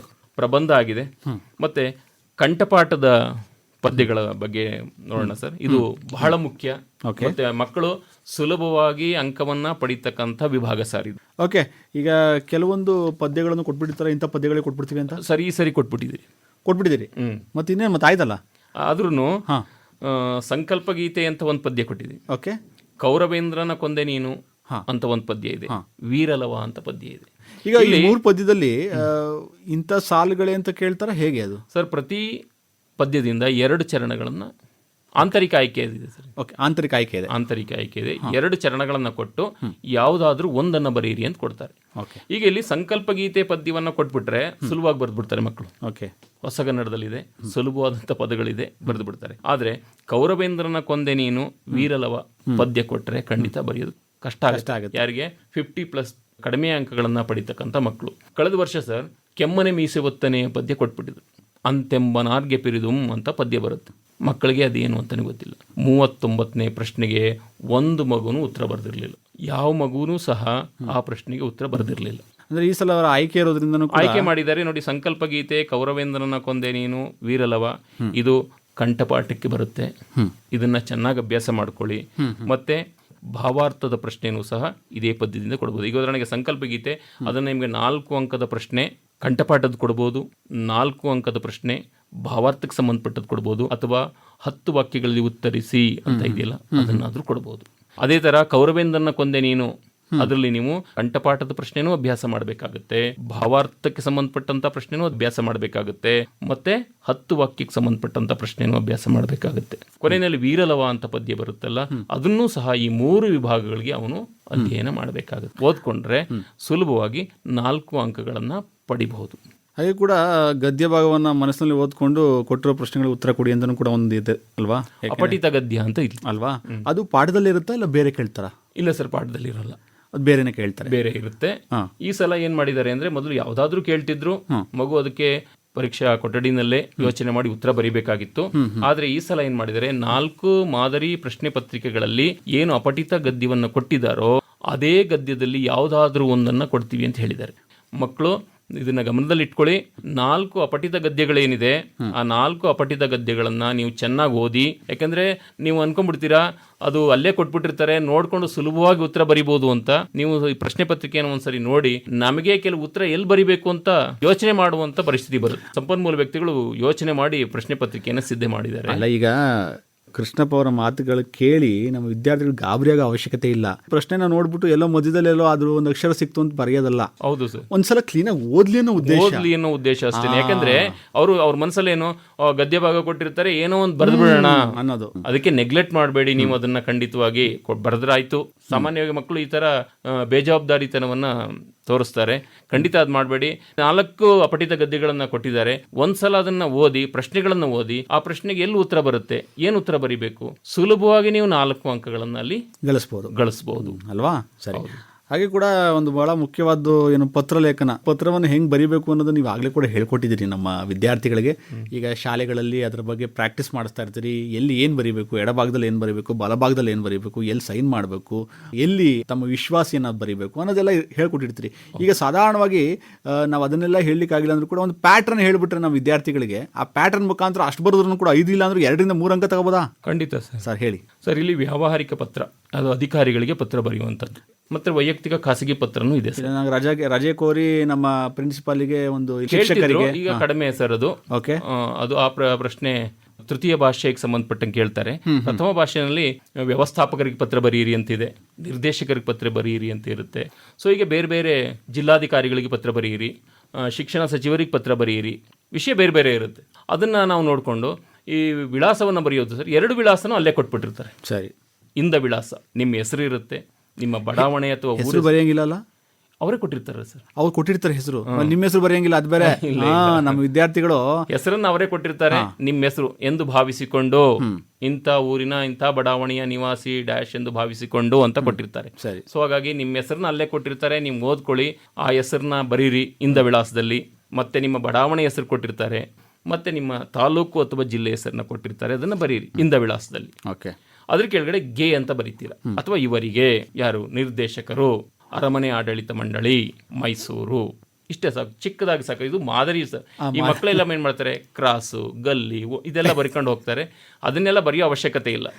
ಬರೀ ನಿಮ್ಮ ಹೆಸರು ಬರೀ ಇಂದ ವಿಳಾಸದಲ್ಲಿ ನಿಮ್ಮ ಹೆಸರು ಬರೀತೀರಾ, ಯಾವುದೋ ಬಡಾವಣೆ ಹೆಸರು ಬರೀತೀರಾ, ಜಯನಗರ ಅಂತ ಬರೀತೀರಾ, ಮೈಸೂರು, ಇಷ್ಟೇ ಸಾಕು, ಚಿಕ್ಕದಾಗಿರಲಿ. ಇವರಿಗೆ ನಿರ್ದೇಶಕರು, ಅರಮನೆ ಆಡಳಿತ ಮಂಡಳಿ, ಮೈಸೂರು, ಇಂದ ವಿಳಾಸ, ಗೆ ವಿಳಾಸ, ಮುಗಿಯುತ್ತೆ. ಸಬ್ಜೆಕ್ಟ್ ಏನು ಕೇಳಿರ್ತವೆ, ಮಾನ್ಯರೇ, ಗೌರವ ಸಂಬೋಧನೆ ಬರಿಬೇಕಾಗುತ್ತೆ ಸರ್. ಓಕೆ. ಮಾನ್ಯರೇ ಅನ್ನೋ ಪದನ ಬರೀರಿ. ಬೇರೆ ಇನ್ನೇನು ಸ್ವಾಮಿ ಅದು ಇದು ಅಂತ ಎಲ್ಲ ಬೇರೆ ಏನು ಬರೆಯೋಕೆ ಹೋಗ್ಬೇಡಿ. ಮಾನ್ಯರೇ ಅನ್ನೋ ಒಂದು ಪದವನ್ನು ಬಳಸಿ. ಅದಾದ್ಮೇಲೆ ವಿಷಯ ಅಂತ ಬರಿಬೇಕಾಗುತ್ತೆ. ಸ್ಪಷ್ಟೀಕರಣ ಮಾಡಬೇಕು. ಏನು ವಿಷಯ ಇದೆ ಆ ಪತ್ರದಲ್ಲಿ, ಏನನ್ನು ಕುರಿತು ನಾವು ಬರಿಬೇಕಾಗಿದೆ, ಅದ್ರ ಬಗ್ಗೆ ಬರೀಬೇಕು. ಅರಮನೆಯ ಪ್ರವೇಶದ ಸಮಯವನ್ನು ತಿಳಿಸುವಂತೆ ಕೋರಿ. ವಿಷಯ ಅಲ್ಲೇ ಕೊಟ್ಟಿರ್ತಾರೆ. ಅದು ನೀವೇನು ಅದನ್ನ ಕಲಿಯುವಂತ ಅವಶ್ಯಕತೆ ಇಲ್ಲ. ಒಂದ್ಸರಿ ಪತ್ರನ ತಾಳ್ಮೆಯಿಂದ ಓದ್ಬೇಕಷ್ಟೇನೆ. ಓಕೆ. ನಿಮ್ಗೆ ಸ್ಪಷ್ಟ ಆಗುತ್ತೆ ವಿಷಯ ಏನು ಇದೆ ಇಲ್ಲಿ ಅಂತ. ಸೊ ಅದನ್ನ ಓದ್ಕೊಳ್ಳಿ. ಅದನ್ನ 1 ಸಾಲಲ್ಲಿ ಬರೀರಿ. ಅದಾದ್ಮೇಲೆ ಅದಕ್ಕೆ ಸಂಬಂಧಪಟ್ಟಂಗೆ 1-2-3 ಸಾಲುಗಳು ವಿವರಣೆ ಬರೀರಿ. ಓಕೆ. ವಿಷಯಕ್ಕೆ ಸಂಬಂಧಿಸಿದಂತೆ, ನಾನು ಇಂಥ ಬಡಾವಣೆಯಲ್ಲಿ ವಾಸ ಮಾಡ್ತಾ ಇದ್ದೀನಿ, ನಾನು ಅರಮನೆಗೆ ಭೇಟಿ ನೀಡಬೇಕು ಅಂತ ಅನ್ಕೊಂಡಿದ್ದೀನಿ, ಆದ್ರೆ ನನಗೆ ಪ್ರವೇಶದ ಸಮಯ ತಿಳಿದಿಲ್ಲ, ಏನೋ 1-2-3 ಸಾಲು ಅವ್ನು ತೋಚಿದ್ದು ಬರೆದ್ರೆ ಅದೇ ಕೊಡ್ತಾರೆ ಅಂತ ಏನಿಲ್ಲ. ನಾನು ಸುಮ್ಮನೆ ಉದಾಹರಣೆಗೆ ಹೇಳಿದ್ದೀನಿ. ಹೌದು. ಅಲ್ಲ, ಈಗ ನಾವು ಕಾರ್ಯಕ್ರಮದ ಮುಖಾಂತರ ಕೂಡ ನಮ್ಮ ವಿದ್ಯಾರ್ಥಿಗೆ ಹೇಳೋಣ ಏನಂತಂದರೆ, ಕಳೆದ ವರ್ಷ ನಮಗೆ ಯಾವುದೇ ರೀತಿಯಾದಂತಹ ಬ್ಲೂ ಪ್ರಿಂಟ್ ಇರಲಿಲ್ಲ ಅಲ್ವಾ? ಈ ವರ್ಷ ನಮಗೆ ಬ್ಲೂ ಪ್ರಿಂಟ್ ಕೊಟ್ಟು ಇಷ್ಟಿಷ್ಟು ಮಾರ್ಕ್ಸು ಇಂತಿಂಥ ಪಾಠದಲ್ಲೇ ಬರುತ್ತೆ ಅಂತ ಹೇಳಿದ್ದಾರೆ. ಆದರೂ ಕೂಡ ನಮ್ಮ ಕೃಷ್ಣಪ್ಪನವರು ಕೆಲವೊಂದು ಗುರ್ತು ಹಾಕೊಂಡು ಬಂದು ಏನು ಬರಬಹುದು ಸಾಧ್ಯತೆಗಳನ್ನು ಹೇಳ್ತಾ ಇದ್ದೀವಿ, ಆದರೆ ಇದೇ ಬರುತ್ತೆ ಅಂತ ಹೇಳೋಕ್ಕಾಗಲ್ಲ. ಅದು ನೆನಪಿರಲಿ. ಏನು ಆಕಾಶವಾಣಿಯಲ್ಲಿ ನೀವು ಇದನ್ನೇ ಬರುತ್ತೆ ಅಂತ ಹೇಳಿದ್ರಿ, ಈಗ ಅದು ಬರ್ತಾ ಇಲ್ವಲ್ಲ, ಬಂದಿಲ್ವಲ್ಲ ಅನ್ನೋದಲ್ಲ. ನಾವು ಸಾಧ್ಯತೆಗಳನ್ನು ಹೇಳ್ತಾ ಇದ್ದೀವಿ. ಈ ಪ್ಯಾಟರ್ನಲ್ಲಿ ಬರುತ್ತೆ, ಇದೇ ಪ್ಯಾಟರ್ನನ್ನು ಫಾಲೋ ಮಾಡಿ. ಯಾಕೆಂದರೆ ನೀವು ಪತ್ರ ವ್ಯವಹಾರದ ಬಗ್ಗೆ ಹೇಳ್ತಾ ಇದ್ರಿ. ಸಾಧಾರಣವಾಗಿ ವ್ಯಾವಹಾರಿಕ ಪತ್ರಗಳು ಬಂದಾಗ ಇದೇ ಪ್ಯಾಟರ್ನ್ ಇರುತ್ತೆ. ವಿಷಯ ಬೇರೆ ಇರ್ಬೋದೇ ಹೊರತು ಅದನ್ನ ವಿಷಯ ಮನವಿ ಮಾಡಿ ಅದನ್ನ ಏನು ಬರೀಬೇಕು, ನಿಮ್ಮ ಒಂದು ಕನ್ಕ್ಲೂಷನ್ ಏನಂತ, ನಾನು ಇಂಥವನು ಅಂತ ಹೇಳಿ ಬರೆದ್ಬಿಟ್ರೆ ಆಯ್ತು, ಒಂದು ಸೈನ್ ಹಾಕ್ಬಿಟ್ರೆ ಆಯ್ತು ಅಲ್ವಾ ಸರ್? ವಂದನೆಗಳೊಂದಿಗೆ ಅಂತ ಬರೆದು ಪತ್ರದ ಬಲಭಾಗದಲ್ಲಿ ಇಂತಿ ನಿಮ್ಮ ನಂಬುಗೆ ಅಂತ ಬರೆದು ಸಹಿ ಮಾಡಬೇಕು. ಎಡಭಾಗದಲ್ಲಿ ಇಂದ ಗೆ ವಿಳಾಸ ಬರೆದಿರ್ತೀರಿ. ಪತ್ರದ ಬಲಭಾಗದಲ್ಲಿ ಸ್ಥಳ ಮತ್ತು ದಿನಾಂಕವನ್ನ, ನೀವು ಯಾವ ದಿನ ಪತ್ರ ಬರೀತೀರಾ ಆ ದಿನಾಂಕವನ್ನ ನಮೂದು ಮಾಡಿದ್ರೆ ನೀವು ಪತ್ರದ ಒಡಲು, ಬಾಡಿ ಆಫ್ ದ ಲೆಟರ್ ಅಂತ ಏನ್ ಹೇಳ್ತಾರೆ, ಅದನ್ನ ಸ್ವಲ್ಪ ಕಡಿಮೆ ಬರೆದಿದ್ರು ಎಲ್ಲ ಇಂದ ವಿಳಾಸ, ಗೆ ವಿಳಾಸ, ವಂದನೆಗಳು, ಸಹೀಕರಣ, ಸಹಿ ಮಾಡ್ತಕ್ಕಂಥದ್ದು, ಸ್ಥಳ ದಿನಾಂಕ ಇವೆಲ್ಲ ಬರೆದಿದ್ರೆ 4 ಅಂಕಗಳನ್ನ ನೀವು ಪಡಿಬಹುದು. ಸರ್ ಕೊಟ್ಟೆ ಬಿಟ್ರಲ್ಲ ಸರ್ 4 ಅಂಕ, ಮತ್ತೆ ಕ್ಲಮ್ಸಿಯಾಗಿ ಕೊಟ್ಟಿರ್ತಾನೆ, ಸ್ವಲ್ಪ ಆಚೆ ಈಚೆ ಕೊಟ್ಟಿರ್ತಾನೆ, ಅದನ್ನ ಕ್ಲೀನಾಗಿ ನೋಡಿ ನಾನು ಒಂದು 5 ನಿಮಿಷಗಳ ಕಾಲದಲ್ಲಿ 5 ಅಂಕವನ್ನು ಕಣ್ಣು ಮುಚ್ಚಿ ಕಣ್ಣು ಬಿಡೋಷ್ಟು ತಗೋಬೋದು. ಹೌದು ಸರ್. ಬಹಳ ಕಷ್ಟಪಡ್ದಾಗೇನೆ. ಈಗ ಪಾಠಗಳಾದರೆ ನೀವು ಹೇಳಿದಾಗೆ 4-5 ಪಾಠಗಳನ್ನ ಓದಬೇಕು, 3 ಅಂಕದ್ದು 1 ಅಂಕದ್ದು ಆ ಥರದ್ದು. ಇದು ಎಲ್ಲ ಅಲ್ಲೇ ಇದೆ ಸರ್, ಉತ್ತರನೇ ಅವ್ರ ಮುಂದೆ ಇದೆ ಅಲ್ವಾ. ಪಾಕೆಟ್ಗೆ ಬಂದೋಯ್ತು 4ರಿಂದ 5 ಅಂಕ. 4ರಿಂದ 5 ಅಂಕಗಳನ್ನ ಸರ್ ಪಾಸೇ ಆಗಲ್ಲ ಅನ್ನೋ ವಿದ್ಯಾರ್ಥಿಗಳಿಗೆ ಪಾಠನ ಓದ್ಕೊಂಡಿಲ್ಲ ಅಂತಂದ್ರೂ ನೀವು ಆಗಲೇ ಕೂಡ ಹೇಳಿದ್ರಿ, ಗಾದೆ, ಮಾತ್ರೆಗಳು, ಪ್ಯಾರಾಗ್ರಾಫು, ಆಮೇಲೆ ಒಂದು ವಾಕ್ಯದಲ್ಲಿ ಉತ್ತರಿಸಿ ಆಗಿರ್ಬೋದು, ಹಾಗೆ ಕೂಡ ಪ್ರಬಂಧ ಬರೆಯುವಂಥದ್ದು, ಈಗ ಪತ್ರ ವ್ಯವಹಾರ ಆಲ್ಮೋಸ್ಟ್ 25-30 ಅಂಕ ಬಂದ್ಬಿಡ್ತಲ್ಲ ಸರ್ ನೋಡ್ತಿದ್ದಂಗೆನೆ. ಹೌದು, ಸ್ವಲ್ಪ ಮುಂದುವರೆದ್ರೆ ಇನ್ನೂ 50+ಗಿಂತ ಹೆಚ್ಚಿನ ಅಂಕಗಳನ್ನೇ ಪಡಿಬಹುದು ಸರ್. ಆಮೇಲೆ ನಾವು ಇನ್ನೊಂದು ಏನಂತ ಹೇಳಿದ್ರೆ, ಇದೆಲ್ಲ ಕೂಡ ನಾವು ಹೇಳ್ತಾ ಇರುವಂಥದ್ದು ಪಾಸ್ ಆಗೋದೇ ಇಲ್ಲ ಅನ್ನೋ ವಿದ್ಯಾರ್ಥಿಗಳಿಗಾಗಿ ಮಾತ್ರ. ನಾನು 100ಕ್ಕೆ 100 ಅಂಕ ತಗೋಬೇಕು ಅನ್ನೋರು ಎಲ್ಲನೂ ಓದಬೇಕು. ಖಂಡಿತ ಸರ್, ಖಂಡಿತ ಎಲ್ಲನೂ ಓದಬೇಕು, ಎಲ್ಲಾನು ಯಾವ ಪ್ಯಾಟರ್ನಲ್ಲಿದೆ ಕರೆಕ್ಟಾಗಿ ಬರೀಬೇಕು ಅಲ್ವಾ ಸರ್. ಆಮೇಲೆ ಇನ್ನೊಂದೇನು ಅಂದರೆ ಸರ್, ಈ ಸರ LBA ಅಂತ ಮಾಡಿದ್ದಾರೆ ಸರ್, ಲೆಸನ್ ಬೇಸ್ಡ್ ಅಸೆಸ್ಮೆಂಟ್ ಅಂತ. ಓಕೆ, ಮೌಲ್ಯಾಂಕನ ಪರೀಕ್ಷೆಗಳನ್ನ ಆಗಲೇ ಮಾಡಿದ್ದಾರೆ. ಅದರಲ್ಲಿ 100ಕ್ಕೆ 100 ಅಂಕಗಳನ್ನ ಪಡಿತಕ್ಕಂಥ ವಿದ್ಯಾರ್ಥಿಗಳಿಗೆ ಪ್ರತಿ ಪಾಠಕ್ಕೆ ಸಂಬಂಧಪಟ್ಟಂತ ಎಕ್ಸ್ಟ್ರಾ ಪ್ರಶ್ನೆಗಳಿದೆ. ನೀವು ಆ ಹೆಚ್ಚುವರಿ ಪ್ರಶ್ನೆಗಳನ್ನ ಅಭ್ಯಾಸ ಮಾಡಿ, ಮತ್ತೆ ಅಭ್ಯಾಸದ ಪ್ರಶ್ನೆಗಳನ್ನ ಅಭ್ಯಾಸ ಮಾಡಿ. ಬ್ಲೂ ಪ್ರಿಂಟ್ ಹೇಳಿದ್ದೀನಿ ಸರ್, 1 ಅಂಕದ ಪ್ರಶ್ನೆನ ಯಾವ ಪಾಠದಲ್ಲಿ ಕೊಡ್ಬೋದು, 2 ಅಂಕದ ಪ್ರಶ್ನೆನ ಯಾವ ಪಾಠದಲ್ಲಿ ಕೊಡ್ಬೋದು, 3 ಅಂಕದ ಪ್ರಶ್ನೆಗಳನ್ನ ಯಾವ ಪಾಠದಲ್ಲಿ ಕೊಡ್ಬೋದು, 10 ವಾಕ್ಯದ ಪ್ರಶ್ನೆ 4 ಅಂಕದ್ದು, ಮತ್ತೆ ಭಾವಾರ್ಥ ಬರೆಯಿರಿ, ಕಂಠಪಾಠದ ಪದ್ಯ.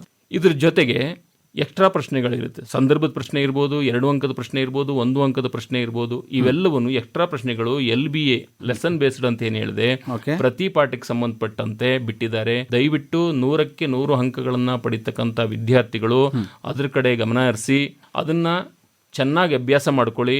ಈ ಸಲ ಏನು ಕಳೆದ ವರ್ಷ 100 ಅಂಕಗಳನ್ನು ಪಡಿಬೇಕು ಅಂದರೆ ಕಷ್ಟ ಆಗಿತ್ತು ಸರ್. ಈಗ ನಮ್ಮ ಶಾಲೆಯಲ್ಲಿ ನಾವು ಒಂದು 10-15 ಮಕ್ಕಳಿಗೆ 100ಕ್ಕೆ 100 ಅಂಕಗಳನ್ನು ತರಿಸ್ಬೇಕು ಈ ಸಲ ಅಂತ ಶ್ರಮ ಆಗ್ತಿದ್ದು. ಆದರೆ 4, 5, 6 ಇಷ್ಟು ಮಕ್ಕಳೇ ಮಾತ್ರ ಪಡೆಯೋದಕ್ಕೆ ಸಾಧ್ಯ ಆಗ್ತಿತ್ತು. 98, 97ಕ್ಕೆ ಬಂದು ಮಾರ್ಕ್ಸ್ಗಳು ಅವ್ರು ಕೆಲವರು ಮರುಮೌಲ್ಯಮಾಪನಕ್ಕೆ ಅರ್ಜಿ ಆಗ್ತಂಥ ಸಂದರ್ಭದಲ್ಲಿ ಸಾರಾಂಶ ಬರೆಯಿರಿ ಅನ್ನೋ ಪ್ರಶ್ನೆಗಳಲ್ಲಿ ಸಂದರ್ಭ ಸಹಿತ ವಿವರಿಸಿ ಅನ್ನೋದನ್ನ ಅಭ್ಯಾಸದಲ್ಲಿ ಇರೋದನ್ನ ಬರೆದ್ಬಿಡ್ತಿದ್ರು. ಆದರೆ ಪಾಠದ ಮಧ್ಯದಿಂದ ಅಥವಾ ಪದ್ಯದ ಮಧ್ಯದಿಂದ ಪ್ರಶ್ನೆ ಕೊಟ್ಟರೆ ಅದಕ್ಕೆ ಅವರು ಏನು ಉತ್ತರ ಬರೀಬೇಕು ಅಂತ ಗೊತ್ತಾಗ್ತಿರ್ಲಿಲ್ಲ. ಸ್ವಲ್ಪ ಎಡವಿ ಬೇರೆ ಬೇರೆ ಉತ್ತರಗಳನ್ನು ಬರೆದು ಬಿಡ್ತಿದ್ರು. ಸೊ ಈ ಸರಿ ಹಾಗಾಗ್ತಾ ಇಲ್ಲ. ಅವರೇ ಯಾವ ನೀವು ಪ್ರಶ್ನೆಗಳನ್ನ ಸಂಭವನೀಯ ಪ್ರಶ್ನೆಗಳು ಅಂತ ಕೊಟ್ಬಿಟ್ಟಿದ್ದಾರೆ. ಸೊ ನೀವು ಅದನ್ನೂ ಸ್ವಲ್ಪ ಗಮನ ಹರಿಸ್ಕೊಂಡು ಅದಕ್ಕೆ ಏನು ಉತ್ತರ ಬರೀಬೇಕು ಅಂತ ನೀವು ಅಭ್ಯಾಸ ಮಾಡ್ಕೊಂಡಿದ್ದೆ ಆದರೆ 100ಕ್ಕೆ 100 ಅಂಕಗಳನ್ನು ಸುಲಭವಾಗಿ ಪಡಿಬಹುದು. ಬ್ಲೂ ಪ್ರಿಂಟ್ನಲ್ಲಿ ಯಾವ್ಯಾವ ಇದಾವೆ ಅದು ಕೆಲವೊಂದು 5-6 ಅದನ್ನು ಓದ್ಕೊಂಡ್ರು ಕೂಡ ಆರಾಮಾಗಿ 20-25 ಅಂಕಗಳನ್ನ ತಗೋಬಹುದು. ಅಂದ್ರೆ ಪಾಠದಲ್ಲಿ. ಇನ್ನು ವ್ಯಾಕರಣದಲ್ಲಿ ಬೇರೆ ಅಲ್ವಾ. ಇನ್ನು ವ್ಯಾಕರಣಾಂಶದಲ್ಲಿ 10 ಅಂಕದ ಪ್ರಶ್ನೆಗಳಿದೆಯಲ್ಲ ಸರ್, ಸುಲಭವಾಗಿರುವಂಥ ಪ್ರಶ್ನೆಗಳು 7 ಅಂಕವನ್ನು ಅವತ್ತ ಪಡಿಬಹುದು. 6ರಿಂದ 7 ಅಂಕ ಸುಲಭವಾಗಿ ಪಡಿಬಹುದು. ಸೊ ಹಾಗಾಗಿ ವ್ಯಾಕರಣಾಂಶ ತುಂಬ ಕಷ್ಟ ಇರುತ್ತೆ ಅಂತ ನೀವು ಗಾಬರಿ ಆಗೋದು ಬೇಡ. ಏನು ನಿಮಗೆ ಎಲ್ಲ ಶಿಕ್ಷಕರು ಚೆನ್ನಾಗಿ ತರಬೇತಿಯನ್ನು ಕೊಟ್ಟಿದ್ದಾರೆ. ಈ ಮಾದರಿ ಪ್ರಶ್ನೆ ಪತ್ರಿಕೆಗಳನ್ನು ಈಗಾಗಲೇ ನೀವು ಅಭ್ಯಾಸ ಮಾಡ್ತಾ ಇರ್ತೀರಿ.